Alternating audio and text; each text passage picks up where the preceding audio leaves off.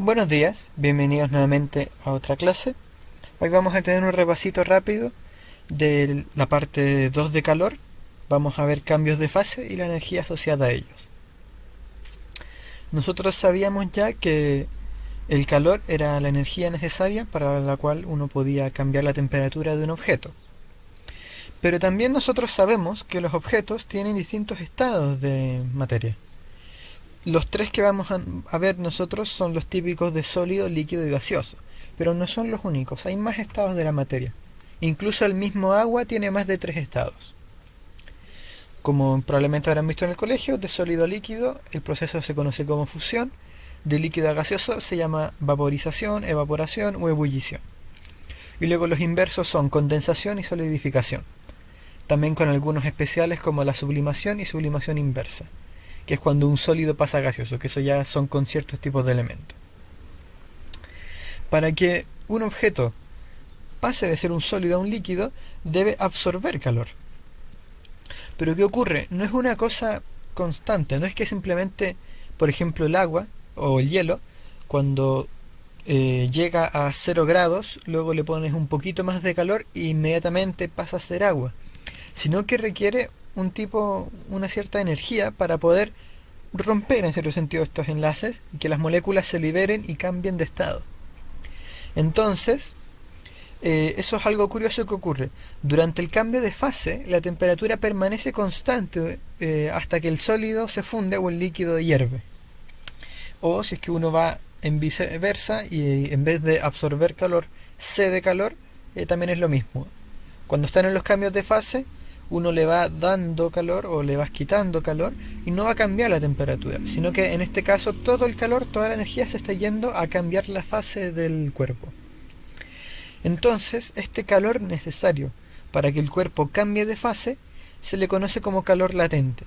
Existe el calor latente de fusión y el calor latente de vaporización, que es el calor necesario para convertir una cierta cantidad de masa y ocurra fusión o ocurra vaporización.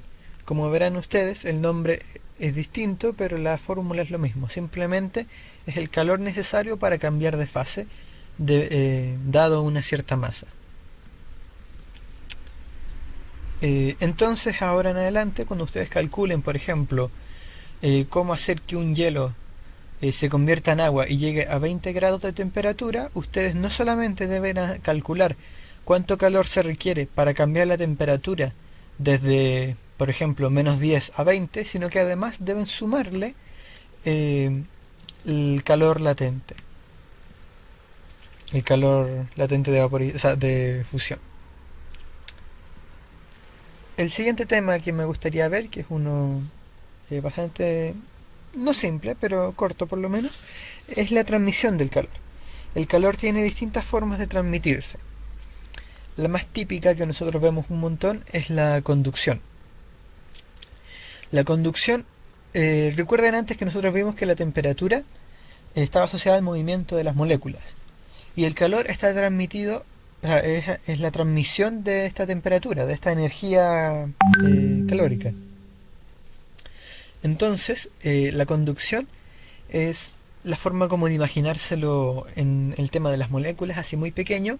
Es, si ustedes tienen un objeto, una barra puede ser, o una cuchara que ustedes meten a una sopa caliente, las moléculas de la punta de la cuchara que suben de temperatura empiezan a moverse y a tiritar.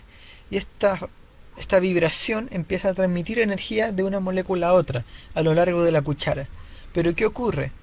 Las moléculas no cambian de posición unas a otras. No es que las moléculas de la punta de la cuchara se empiecen a mover hacia el otro lado de la cuchara. Por lo general las moléculas se van a quedar más o menos en su posición unas respecto a otras. Pero lo que ocurre es que la vibración de unas va a empezar a afectar a las otras. Es como una relación en cadena. Imagínense como si fuera poco menos que una ola en un estadio. Algunas personas empiezan a moverse y eso empieza a hacer una reacción en cadena y al final todas las moléculas empiezan a moverse hacia atrás. Entonces, eso es lo que la representa, es lo que es muy común en este tipo de cosas. Que la energía se transfiere sucesivamente de una molécula a otra. Ahora nosotros también podemos modelar esto, podemos imaginarnos un objeto que tenga temperaturas distintas en dos extremos. El objeto puede tener un largo y además puede tener un área transversal. Acá en el dibujo es un círculo, pero recuerden que también puede ser, por ejemplo, una barra cuadrada o una barra rectangular. Entonces, en ese caso, ustedes simplemente el área de corte se la imaginan distinta a la sección de corte. Puede ser un triángulo, puede ser un cuadrado, puede ser un círculo, puede ser cualquier figura geométrica que ustedes se imaginen. En este caso vamos a ver principalmente barras. Uno puede ver objetos de cualquier forma, pero para ello hay que usar herramientas matemáticas más complejas. Entonces acá se puede ver la fórmula que vamos a usar, que es la cantidad de calor y la cantidad de tiempo que se demora el calor de moverse de un lado a otro. Eso es un poco la idea.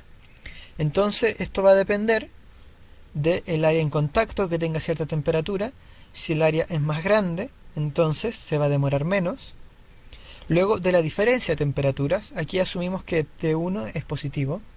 Si la diferencia de temperaturas es mayor, entonces la transmisión de calor va a ser más rápida. Y es inversamente proporcional al largo de la barra. Si es una barra cortita, va a ser muy rápida, se va a demorar menos la transmisión de calor, un par de segundos. Imagínense que una barra se demora 2 segundos, pero si nosotros tenemos una barra 10 veces más larga, tiene sentido de que entonces la transmisión se demore 10 veces lo que se demoraba inicialmente. Pero además vemos otra cosa, vemos esa K ahí. ¿Qué es esa K? Ese es un coeficiente que está asociado a las propiedades de cada material. Porque resulta que entre los materiales hay algunos que conducen mejor el calor que otros. Los que conducen bien el calor son conocidos como los conductores térmicos. Por ejemplo, muchos metales. Es por eso que cuando ustedes cocinan y están cocinando algo hirviendo, no usan cucharas de metal, porque las cucharas de metal rápidamente el calor se transmite a lo largo de la cuchara y ustedes empiezan a sentir el calor en la mano, se empiezan a quemar. Entonces, ¿qué es lo que usan ustedes? Ustedes ocupan un aislante térmico. Por lo general ocupan una cuchara de madera, porque la madera es un buen aislante térmico. También hay algunos elementos de cocina que están cubiertos de porcelana, que ese también es un aislante térmico. Otro ejemplo súper común que es bien choro es que ustedes quizá conocen algunas ventanas que son deslizantes. Y las ventanas deslizantes hay algunas de un tipo que tienen vidrio, un espacio más o menos vacío y luego otro espacio de vidrio. ¿Por qué hacen eso estas ventanas? ¿Por qué las construyen de esta manera?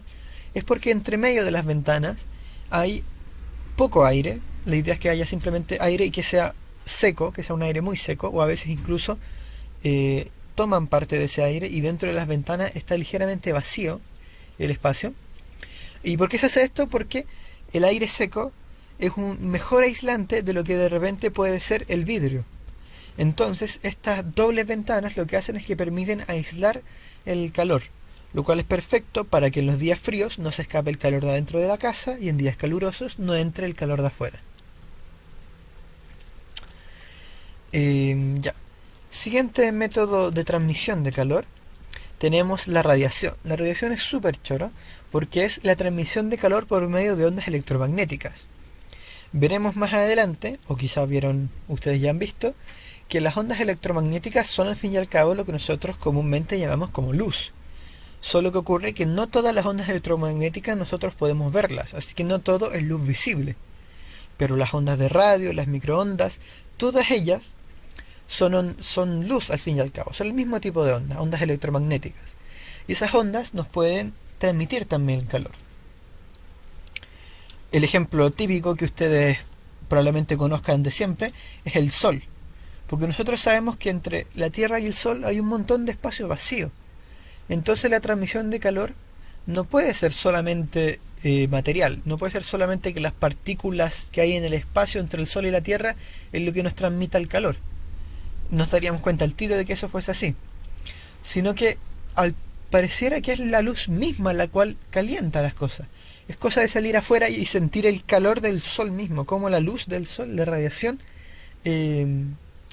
nos transmite calor. Pero resulta que todos los objetos transmiten el calor por radiación. Lo que ocurre es que cuando está en medio, cuando hay medios materiales también de por medio, la radiación es pequeñita en comparación. Si es que ustedes, por ejemplo, prenden una estufa, la estufa les va a transmitir calor por conducción, por convección, pueden haber varios métodos por los cuales produce, pero obviamente van a haber algunos que son eh, más importantes que otros. Y la radiación, siempre que hay medios físicos, suele ser la menor. Es casi despreciable. Ustedes incluso también liberan calor por radiación, pero es muy poquito. No es algo que se pueda percibir así de manera grande. ¿Por qué el sol nosotros sí lo sentimos? Es porque el calor es una bola de fuego gigantesca y que está en constante explosión, entonces radia una cantidad de energía, pero increíble. Increíble la cantidad de energía que radia el sol. El siguiente método es la convección. La convección tienen que imaginarlo de la siguiente forma. Imagínense que ustedes tienen un vaso con líquido o con gas y empiezan a calentarlo por un lado, quizás lo calientan por debajo. No es necesario que sea por debajo, pero en alguna zona ustedes lo van a calentar. ¿Qué ocurre? Que cuando ustedes calientan un líquido o un fluido en general, en la zona donde esté más caliente el fluido, va a cambiar la densidad, porque nosotros sabemos que a mayor temperatura la densidad disminuye. Entonces van a haber zonas con menor densidad dentro del líquido. Y eso produce movimiento, produce... bueno, después veremos también que el aire también, la brisa se produce por diferencias de temperatura y por diferencias de densidad. Pero esto ocurre en todos los tipos de fluidos. Entonces el típico es el ejemplo de la olla, que ustedes empiezan a calentar la olla por debajo. Entonces disminuye la densidad del agua en la zona de abajo. Y entonces, como hay agua menos densa, esa agua empieza a subir, porque por lo general lo que tiene menos densidad se va hacia arriba. Y entonces el agua más densa empieza a moverse hacia abajo. Y entonces se producen corrientes y circulación. Y por lo tanto hay transporte de calor dentro de ¿cómo se llama? Del fluido, debido a las corrientes que se forman. Entonces uno puede tener estas corrientes, como se ve acá, que son calentando una zona y entonces se producen por sí solas, o incluso uno puede obligar a que se formen las corrientes. Acá, por ejemplo, con un ventilador uno puede utilizar ciertos medios para mover el fluido y entonces aprovechar el tema de la convección, pero crear ustedes corrientes artificiales. El típico caso de revolver un objeto con una cuchara, para que si algo está caliente abajo y está frío arriba, que al final el calor se transmita y quede todo a una temperatura estable. Ok, y el otro ejemplo también que ustedes quizá conozcan es el de la brisa cerca del mar. El agua tiene una propiedad que quizá ya hayan visto en química, o si no lo verán más adelante, que es que conserva muy bien la temperatura. Entonces el agua es difícil cambiarla de temperatura. No es tan fácil. Es buena como un regulador térmico. Entonces, ¿qué ocurre? Cuando es de día y el sol llega y pega, o sea, pega plenamente, empieza a calentarse la zona de la tierra. Porque el sol le llega de cara y empieza a calentarse la tierra, se calientan los caminos de asfalto, se calientan las casas, todo eso se calienta rápidamente. Pero en cambio el mar es más difícil calentarlo, se demora harto. Entonces cerca del mar el aire está menos caliente. Y cerca de la tierra, cerca de las calles, es cosa de ir a Viña del Mar, ustedes de repente se pasean por las calles y está súper caliente el asfalto o las casas, mientras que en el mar el aire está más frío. Y entonces eso va a producir un movimiento, porque el aire más caliente que hay en la tierra es menos denso. Entonces ese aire va a empezar a subir y va a dejar un espacio vacío que lo va a ocupar el aire menos caliente y por lo tanto más denso que viene del mar. Por eso en los días calurosos en Viña del Mar, a pesar de que el sol pega súper fuerte, ustedes pueden sentir una brisa, pueden sentir un aire marino que les llega constantemente en la cara, muy fresquito.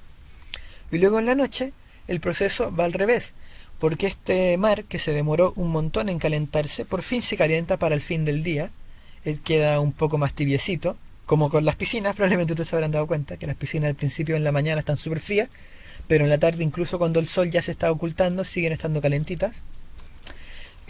Ahora el aire cerca del mar va a estar más caliente y el aire en la tierra va a estar menos caliente porque los caminos, el asfalto, la tierra, el metal, todas estas cosas se van a enfriar más rápido. Entonces ahora el aire más denso que viene de la zona de tierra va a empezar a moverse hacia el mar. Y entonces tenemos la brisa que va en sentido contrario.